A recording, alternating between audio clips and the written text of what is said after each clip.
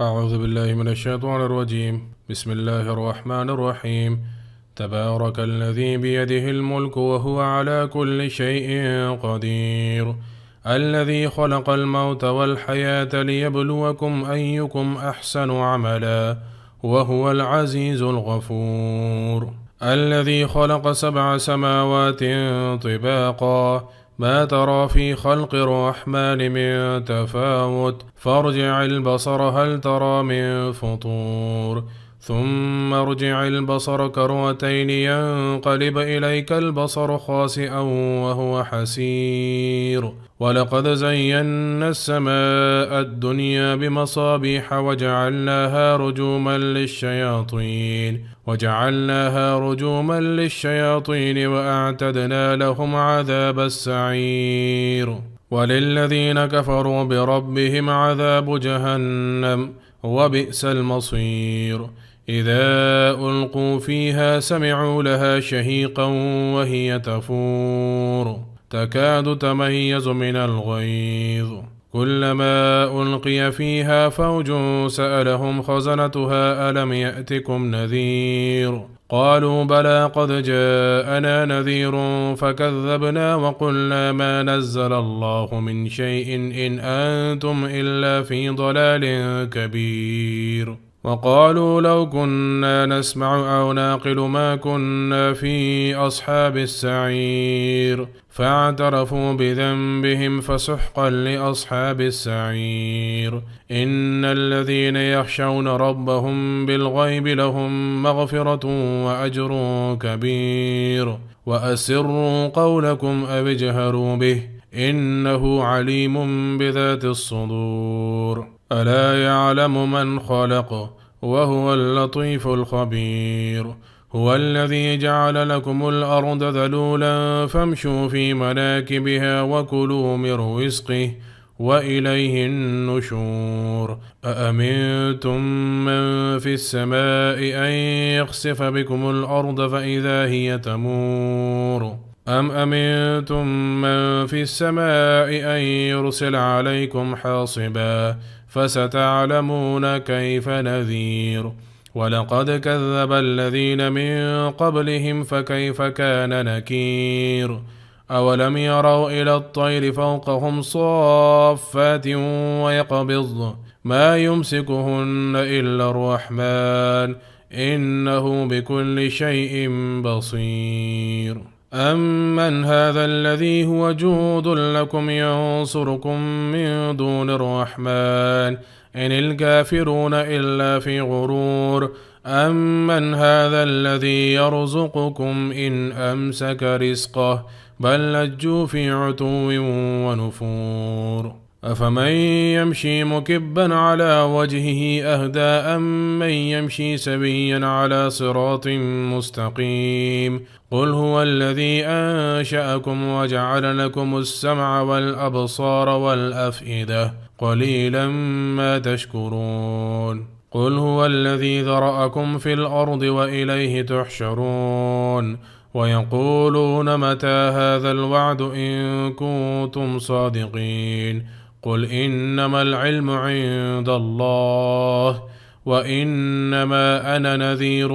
مبين. فلما رأوه زلفة سيئت وجوه الذين كفروا وقيل هذا الذي كنتم به تدعون. قل أرأيتم إن أهلكني الله ومن معي أو رحمنا فمن يجير الكافرين من عذاب أليم. قل هو الرحمن آمنا به وعليه توكلنا فستعلمون من هو في ضلال مبين. قل أرأيتم إن أصبح ماؤكم غورا فمن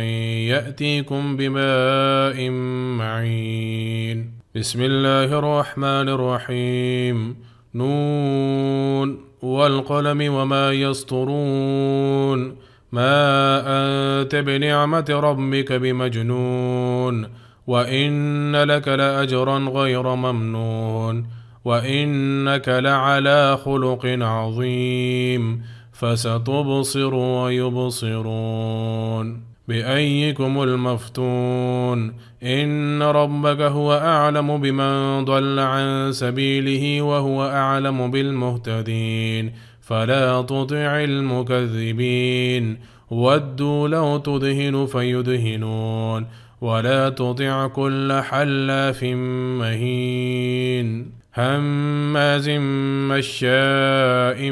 بنميم مناع للخير معتد أثيم عتل بعد ذلك زنيم أن كان ذا مال وبنين إذا تتلى عليه آياتنا قال أساطير الأولين سنسمه على الخرطوم إنا بلوناهم كما بلونا أصحاب الجنة إذ أقسموا ليصرمنها مصبحين ولا يستثنون فطاف عليها طائف من ربك وهم نائمون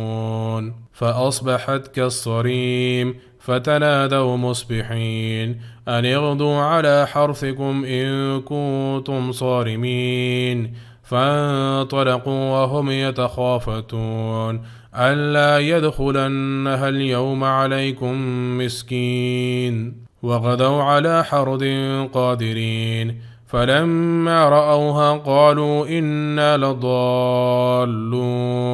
بل نحن محرومون قال أوسطهم ألم أقل لكم لولا تسبحون قالوا سبحان ربنا إنا كنا ظالمين فأقبل بعضهم على بعض يتلاومون قالوا يا ويلنا إنا كنا طاغين عسى ربنا أن يبدلنا خيرا منها إنا إلى ربنا راغبون كذلك العذاب ولعذاب الآخرة أكبر لو كانوا يعلمون إن للمتقين عند ربهم جنات النعيم أفنجعل المسلمين كالمجرمين ما لكم كيف تحكمون أم لكم كتاب فيه تدرسون إن لكم فيه لما تخيرون أم لكم أيمان علينا بالغة إلى يوم القيامة إن لكم لما تحكمون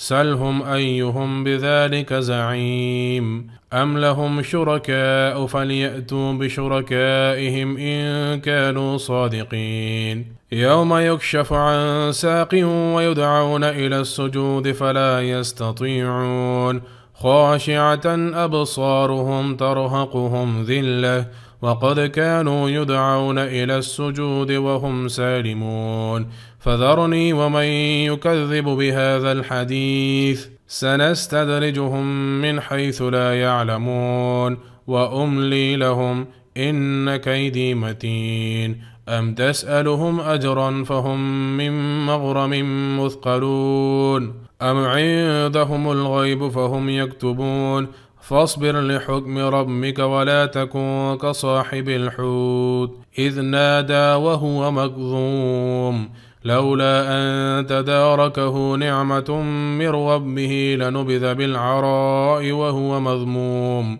فاجتباه ربه فجعله من الصالحين وإن يكاد الذين كفروا ليزلقونك بأبصارهم لما سمعوا الذكر ويقولون إنه لمجنون وما هو إلا ذكر للعالمين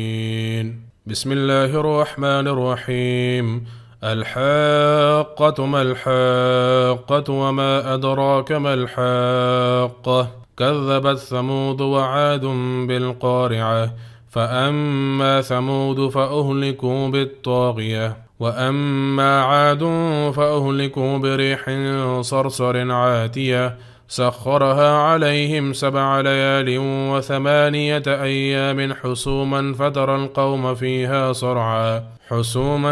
القوم فيها صرعا كأنهم أعجاز نخل خاوية فهل ترى لهم من باقية وجاء فرعون ومن قبله والمؤتفكات بالخاطئة فعصوا رسول ربهم فأخذهم أخذة رابية. إنا لما طغى الماء حملناكم في الجارية لنجعلها لكم تذكرة وتعيها أذن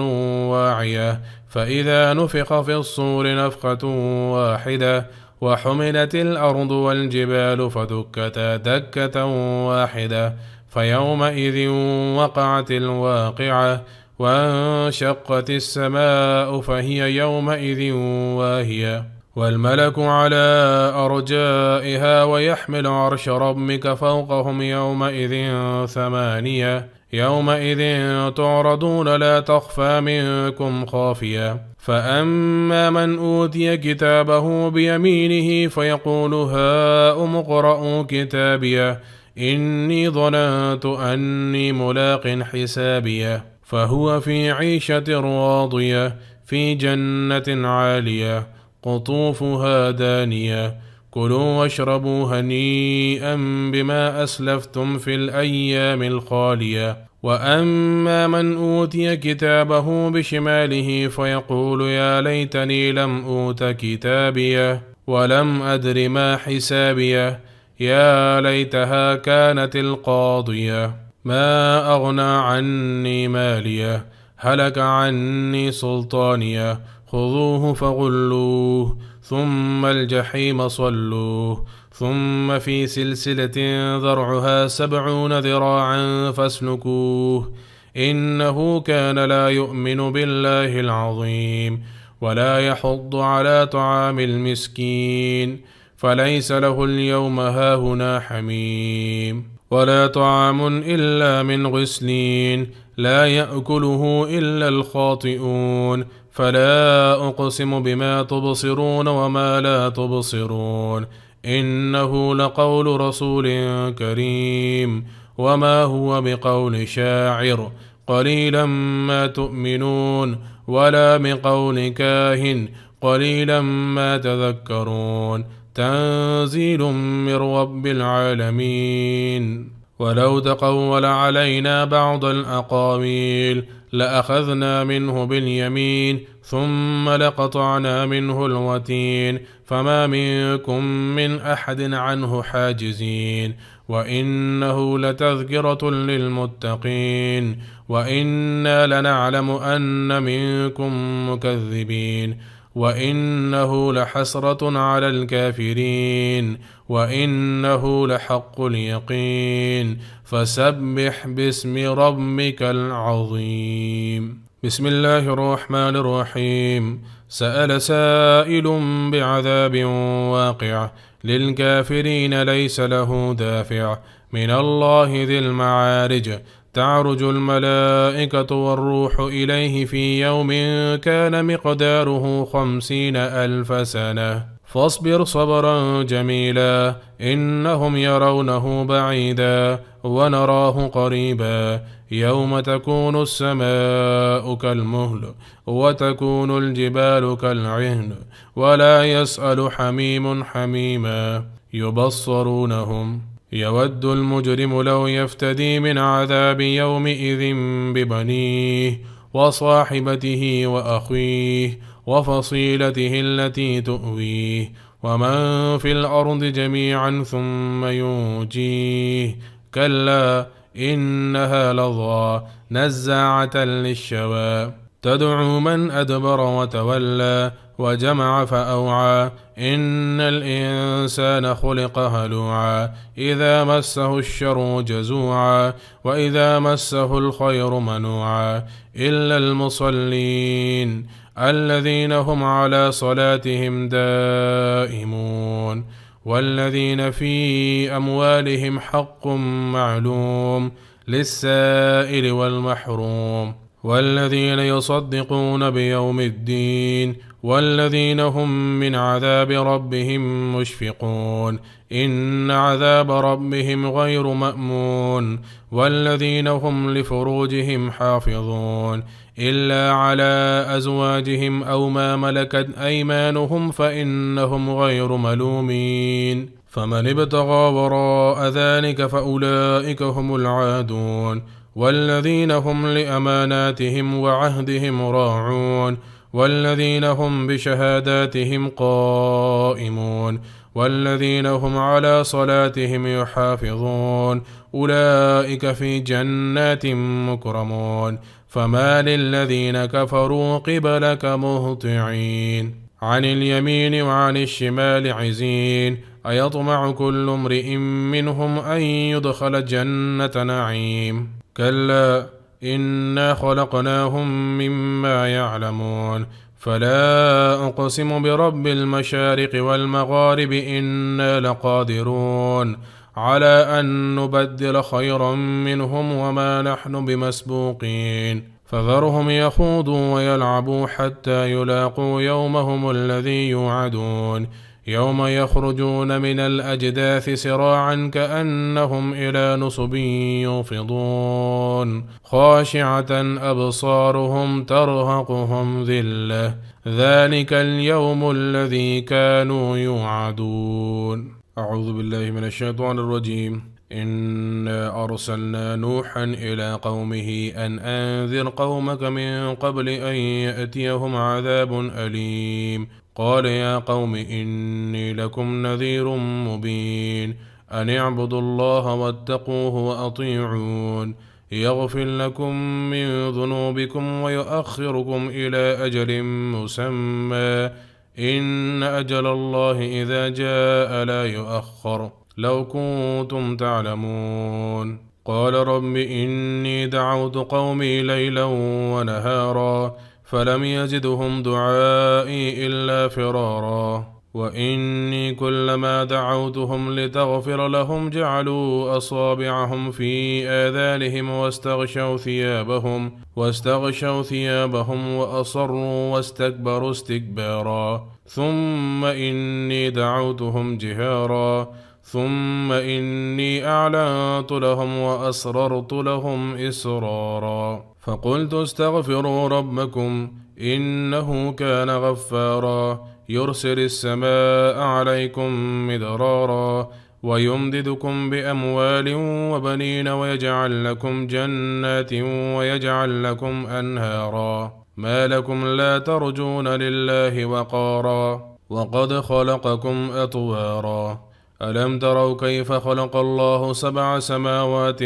طباقا وجعل القمر فيهن نورا وجعل الشمس سراجا والله أنبتكم من الأرض نباتا ثم يعيدكم فيها ويخرجكم إخراجا والله جعل لكم الأرض بساطا لتسلكوا منها سبلا فجاجا قال نوح رب إنهم عصوني واتبعوا من لم يزده ماله وولده إلا خسارا ومكروا مكرا كبارا وقالوا لا تذرن آلهتكم ولا تذرن ودا ولا سواعا ولا يغوث ويعوق ونسرا وقد أضلوا كثيرا ولا تزد الظالمين إلا ضلالا مما خطيئاتهم أغرقوا فأدخلوا نارا فلم يجدوا لهم من دون الله أنصارا وقال نوح رب لا تذر على الأرض من الكافرين ديارا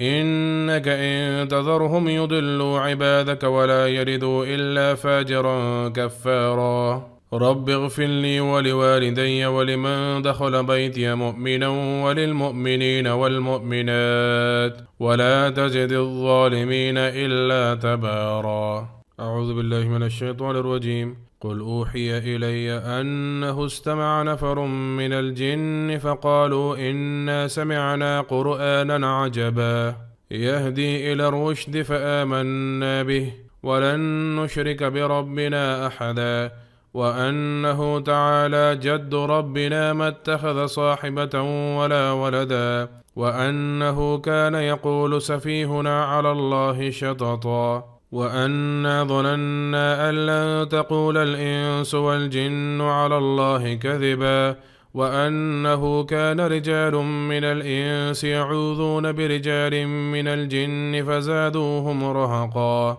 وأنهم ظنوا كما ظننتم أن لن يبعث الله أحدا وأنا لمسنا السماء فوجدناها ملئت حرسا شديدا وشهبا وأنا كنا نقعد منها مقاعد للسمع فمن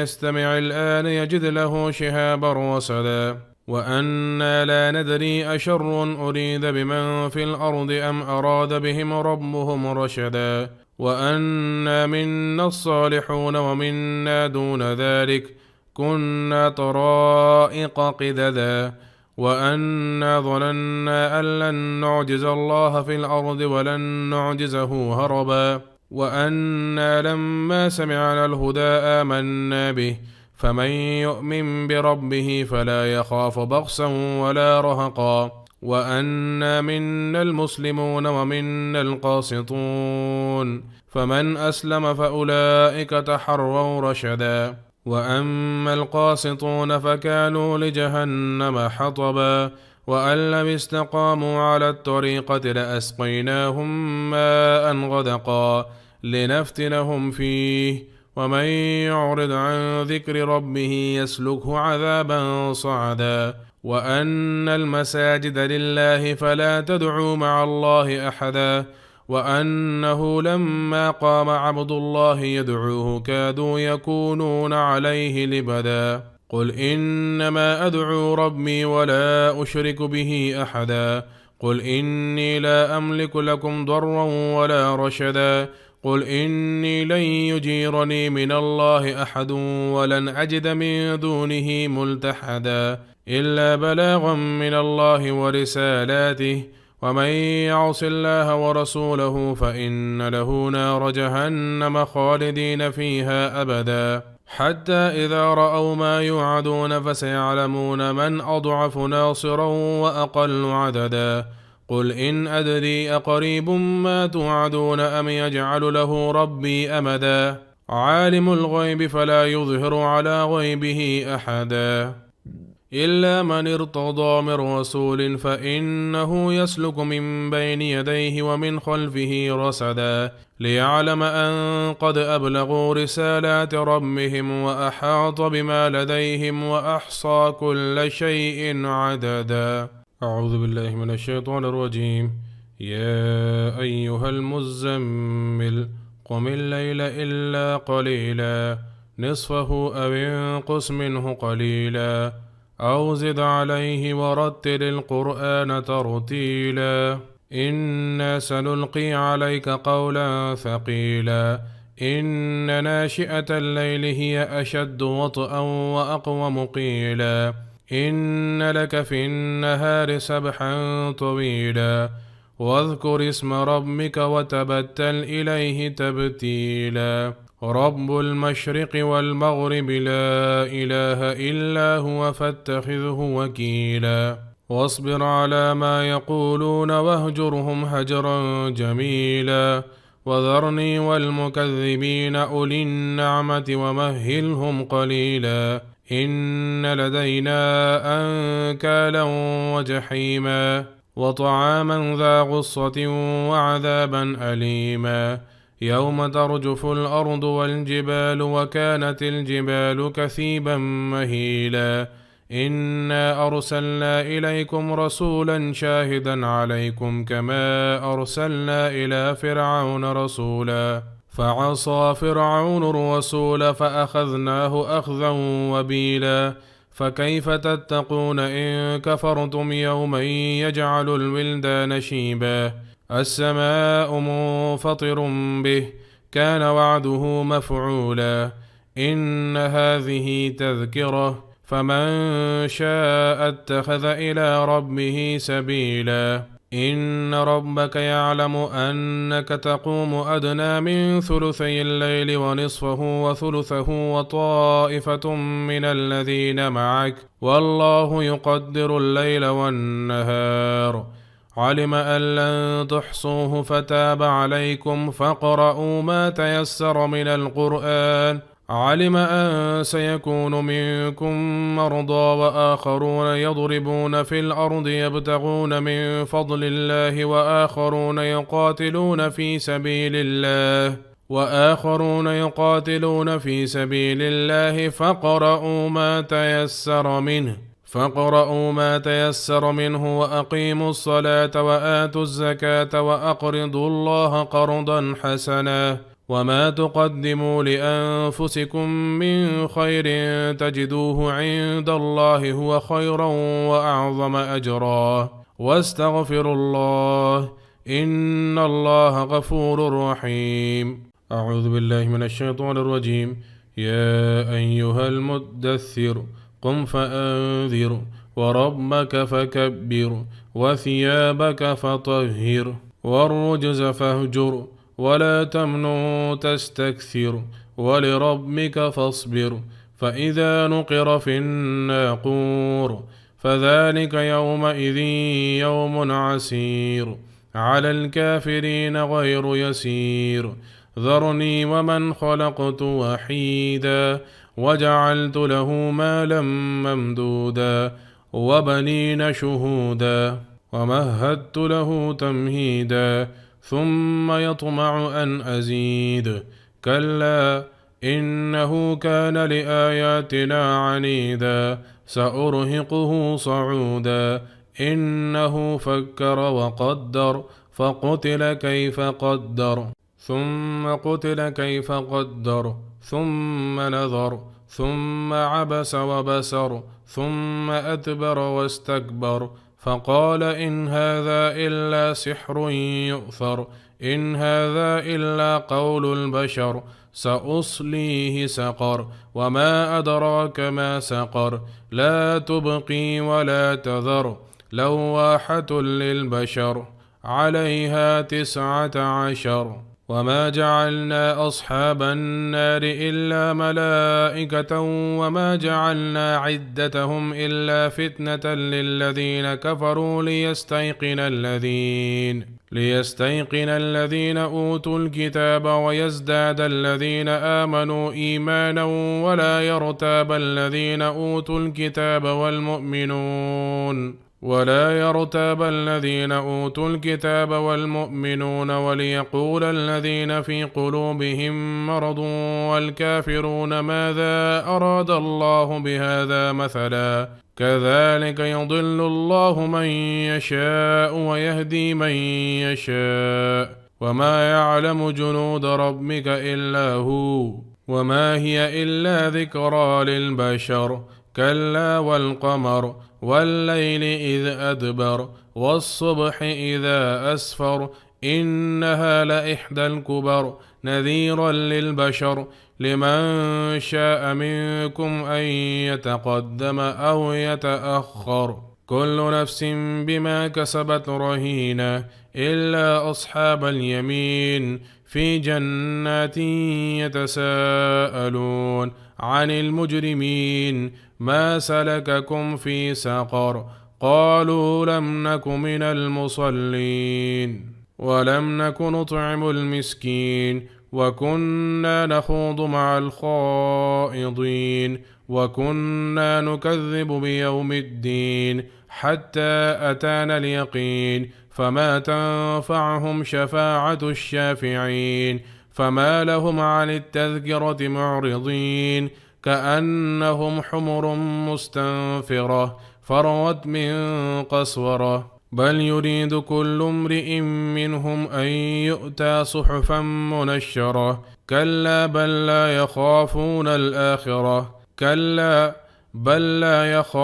الآخرة كلا إنه تذكرة فمن شاء ذكره وما يذكرون إلا أن يشاء الله هو أهل التقوى وأهل المغفرة. أعوذ بالله من الشيطان الرجيم. لا أقسم بيوم القيامة ولا أقسم بالنفس اللوامة أيحسب الإنسان أن لن نجمع عظامه بلى قادرين على أن نسوي بنانه بل يريد الإنسان ليفجر أمامه يسأل أيان يوم القيامة فإذا برق البصر وخسف القمر وجمع الشمس والقمر يقول الإنسان يومئذ أين المفر كلا لا وزر إلى ربك يومئذ المستقر ينبأ الإنسان يومئذ بما قدم وأخر بل الإنسان على نفسه بصيرة ولو ألقى معاذيره لا تحرك به لسانك لتعجل به إن علينا جمعه وقرآنه فإذا قرأناه فاتبع قرآنه ثم إن علينا بيانه كلا بل تحبون العاجلة وتذرون الآخرة وجوه يومئذ ناظرة إلى ربها ناظرة ووجوه يومئذ باسرة تظن أن يفعل بها فاقرة كلا إذا بلغت التراقي وقيل من راق وظن أنه الفراق والتفت الساق بالساق إلى ربك يومئذ المساق فلا صدق ولا صلى ولكن كذب وتولى ثم ذهب إلى أهله يتمطى أولى لك فأولى ثم أولى لك فأولى أيحسب الإنسان أن يترك سدى ألم يك نطفة من مني يمنى ثم كان علقة فخلق فسوى فجعل منه الزوجين الذكر والأنثى أليس ذلك بقادر على أن يحيي الموتى أعوذ بالله من الشيطان الرجيم هل أتى على الإنسان حين من الدهر لم يكن شيئا مذكورا إنا خلقنا الإنسان من نطفة أمشاج نبتليه فجعلناه سميعا بصيرا إنا هديناه السبيل إما شاكرا وإما كفورا إنا أعتدنا للكافرين سلاسل وأغلالا وسعيرا إن الأبرار يشربون من كأس كان مزاجها كافورا عينا يشرب بها عباد الله يفجرونها تفجيرا يوفون بالنذر ويخافون يوما كان شره مستطيرا ويطعمون الطعام على حبه مسكينا ويتيما وأسيرا إنما نطعمكم لوجه الله لا نريد منكم جزاء ولا شكورا إنا نخاف من ربنا يوما عبوسا قمطريرا فوقاهم الله شر ذلك اليوم ولقاهم نضرة وسرورا وجزاهم بما صبروا جنة وحريرا متكئين فيها على الأرائك لا يرون فيها شمسا ولا زمهريرا ودانية عليهم ظلالها وذللت قطوفها تذليلا ويطاف عليهم بآنية من فضة وأكواب كانت قوارير من فضة قدروها تقديرا ويسقون فيها كأسا كان مزاجها زنجبيلا عينا فيها تسمى سلسبيلا ويطوف عليهم ولدان مخلدون إذا رأيتهم حسبتهم لؤلؤا منثورا وإذا رأيت ثم رأيت نعيما وملكا كبيرا عاليهم ثياب سندس خضر واستبرق وحلوا أساور من فضة وسقاهم ربهم شرابا طهورا إن هذا كان لكم جزاء وكان سعيكم مشكورا إنا نحن نزلنا عليك القرآن تنزيلا فاصبر لحكم ربك ولا تطع منهم آثما أو كفورا واذكر اسم ربك بكرة وأصيلا ومن الليل فاسجد له وسبحه ليلا طويلا إن هؤلاء يحبون العاجلة ويذرون وراءهم يوما ثقيلا نحن خلقناهم وشددنا أسرهم وإذا شئنا بدلنا أمثالهم تبديلا إن هذه تذكرة فمن شاء اتخذ إلى ربه سبيلا وما تشاءون إلا أن يشاء الله إن الله كان عليما حكيما يدخل من يشاء في رحمته والظالمين أعد لهم عذابا أليما. أعوذ بالله من الشيطان الرجيم. والمرسلات عرفا فالعاصفات عصفا والناشرات نشرا فالفارقات فرقا فالملقيات ذكرا عذرا أو نذرا إنما توعدون لواقع فإذا النجوم طمست وإذا السماء فرجت وإذا الجبال نصفت وإذا الرسل أقتت لأي يوم أجلت ليوم الفصل وما أدراك ما يوم الفصل ويل يومئذ للمكذبين ألم نهلك الأولين ثم نتبعهم الآخرين كذلك نفعل بالمجرمين ويل يومئذ للمكذبين ألم نخلقكم من ماء مهين فجعلناه في قرار مكين إلى قدر معلوم فقدرنا فنعم القادرون ويل يومئذ للمكذبين ألم نجعل الأرض كفاتا أحياء وأمواتا وجعلنا فيها رواسي شامخات وأسقيناكم ماء فراتا ويل يومئذ للمكذبين انطلقوا إلى ما كنتم به تكذبون انطلقوا إلى ظل ذي 3 شعب لا ظليل ولا يغني من اللهب إنها ترمي بشرر كالقصر كأنه جمالة صفر ويل يومئذ للمكذبين هذا يوم لا ينطقون ولا يؤذن لهم فيعتذرون ويل يومئذ للمكذبين هذا يوم الفصل جمعناكم والأولين فإن كان لكم كيد فكيدون ويل يومئذ للمكذبين إن المتقين في ظلال وعيون وفواكه مما يشتهون كلوا واشربوا هنيئا بما كنتم تعملون إنا كذلك نجزي المحسنين ويل يومئذ للمكذبين كلوا وتمتعوا قليلا إنكم مجرمون ويل يومئذ للمكذبين وإذا قيل لهم اركعوا لا يركعون ويل يومئذ للمكذبين فبأي حديث بعده يؤمنون.